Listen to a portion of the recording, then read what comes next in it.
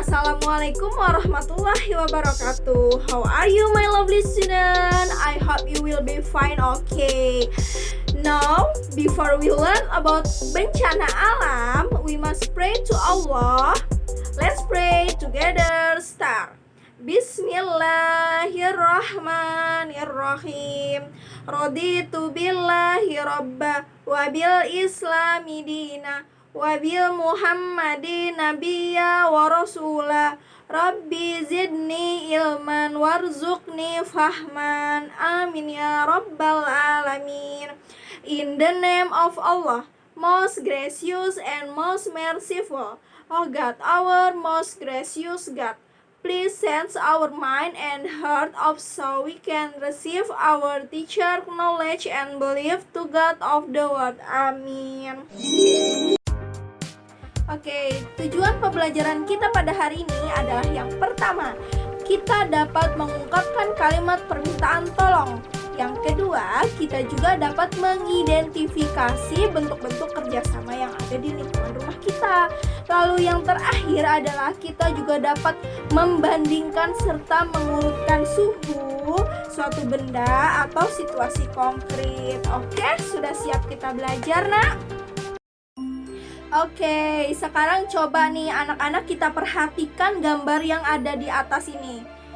Sekarang itu nama bencana alamnya apa ya anak-anak?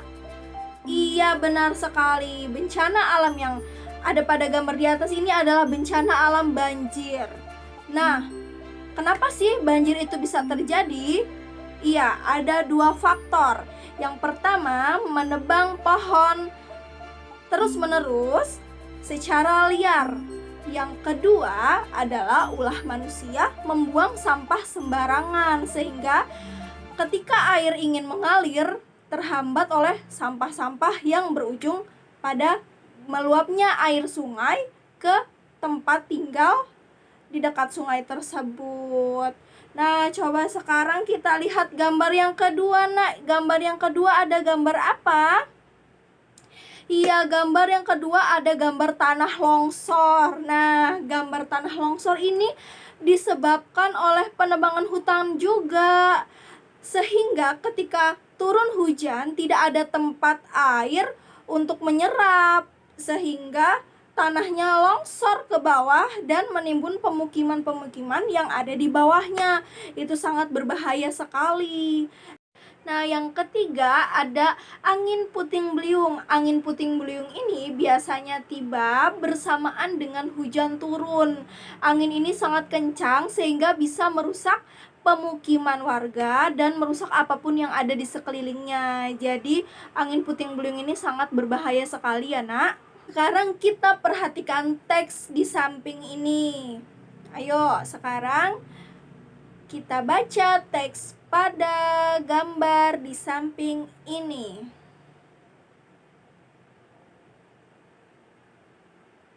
Iya, sudah dibaca, nak? Oke, coba bisakah kalian menemukan kata-kata permintaan tolong? Iya, di situ ada berapa kalimat permintaan tolongnya? Nah, sekarang kita menemukan dua kalimat permintaan tolong. Yang pertama, Bapak-bapak, tolong rapikan pohon yang tumbang. Sedangkan yang kedua ada Ibu-ibu, siapkan makanan dan minuman untuk warga. Nah, kalian telah bisa menemukan dua kalimat permintaan tolong pada teks di samping. Nah, kita juga bisa melakukan berbagai hal untuk membantu teman-teman kita yang sedang tertimpa musibah. Contohnya seperti memberikan sumbangan, makanan, dan pakaian. Yang kedua, merawat korban bencana alam yang terluka. Yang ketiga, kita memberikan tenaga kita untuk membersihkan atau membantu membetulkan rumah-rumah yang rusak. Nah, kita juga bisa melakukan berbagai hal untuk membantu teman-teman kita yang sedang tertimpa musibah. Contohnya seperti memberikan sumbangan, makanan, dan pakaian. Yang kedua, merawat korban bencana alam yang terluka. Yang ketiga, kita memberikan tenaga kita untuk membersihkan atau membantu membetulkan rumah-rumah yang rusak. Nah, sangat penting sekali untuk kita dan anak-anak sekalian di rumah untuk menerapkan saling tolong-menolong dan membantu di lingkungan sekitar rumah kita. Karena itu akan menumbuhkan rasa kecintaan kita terhadap kesatuan dan persatuan bangsa. Nah, pada saat bencana alam itu terjadi, yaitu salah satunya bencana alam puting beliung yang disertai dengan hujan. Nah, ketika hujan itu turun, apakah yang kita rasakan? Apakah terasa hangat? Ataukah terasa dingin? Ataukah terasa biasa saja? Nah, coba apa yang kita rasakan pada saat hujan turun? Iya, betul sekali. Pada saat hujan turun, kita selalu merasa dingin. Nah, sangat berbeda sekali dengan ketika kita berada pada luar ruangan yang terkena terik matahari, itu akan sangat panas, terasa di dalam badan kita atau terasa di permukaan kulit kita. Nah, coba ada beberapa benda yang memiliki suhu panas, dingin, dan biasa saja, atau tidak terasa panas dan tidak terasa dingin. Nah, contoh benda yang terasa panas itu ada tiang bendera yang kita letakkan di tengah lapangan. Lalu ada susu panas, air panas, soto. Lalu apalagi yang panas? Iya, yang panas adalah ketika kita menghidupkan api. Jangan coba-coba memegang api dengan tangan kosong ya nak, karena nanti tangan kalian bisa terbakar.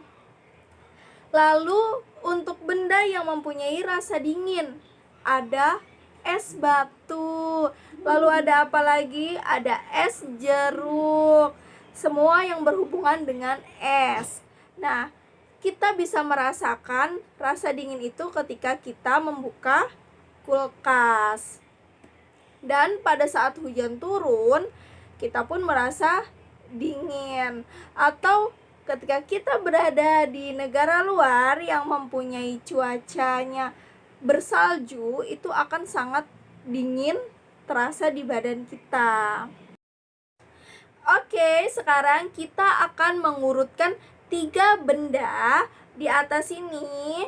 Nah, ada benda A, benda B, dan benda C. Benda A yaitu es jeruk, benda B ada sop buntut, benda C ada air keran. Nah, sekarang coba nih kita urutkan dari benda yang terpanas. Oke? Nah, pasti kalian sudah tahu jawabannya. Benda yang terpanas adalah yang B, adalah sop buntut. Kita bisa lihat di atas mangkuknya ada asapnya. Nah, itu adalah uap panas yang keluar. Lalu benda yang biasa saja, tidak dingin dan tidak panas. Iya, pintar. Ada di C, yaitu air keran. Dan benda yang terdingin sudah dipastikan adalah es jeruk. Ayo, siapa di sini yang suka makan es jeruk? Oke, Bu Hani juga suka dengan es jeruk. Nah, sekarang Bu Hani ada 3 soal untuk dikerjakan di buku latihan. Apabila anak-anak merasa bingung atau tidak bisa mengerjakannya, bisa langsung japri ke Bu Hani melalui WhatsApp group atau WhatsApp pribadi Bu Hani. Nanti yang untuk tidak mengerti bisa langsung ditanyakan ke Ibu. Nah, oke anak-anak, sekarang pembelajaran kita pada hari ini sudah selesai. Kesimpulan pada subtema 4, tema 8 kali ini adalah yang pertama, kita dapat mengetahui berbagai macam fenomena alam atau bencana alam yang terjadi di negara kita. Lalu yang kedua, kita juga dapat mengetahui bentuk-bentuk kerjasama yang ada di rumah. Yang ketiga adalah kita dapat mengetahui suhu pada benda. Lalu kita dapat membandingkan serta mengurutkannya. Nah, oke anak-anak, pembelajaran kita pada hari ini sudah selesai. Kita tutup dengan membaca lafaz hamdalah. Alhamdulillahirabbil alamin. Ayo kita bersama membaca doa kifaratul majelis. Bismillahirrahmanirrahim. Subhanakallahumma wa bihamdika asyhadu alla ilaha illa anta astaghfiruka wa atubu ilaik. Oke, sekarang sudah selesai dan anak-anak bisa dapat langsung mengerjakan tugasnya yang tertera pada video. Oke, see you.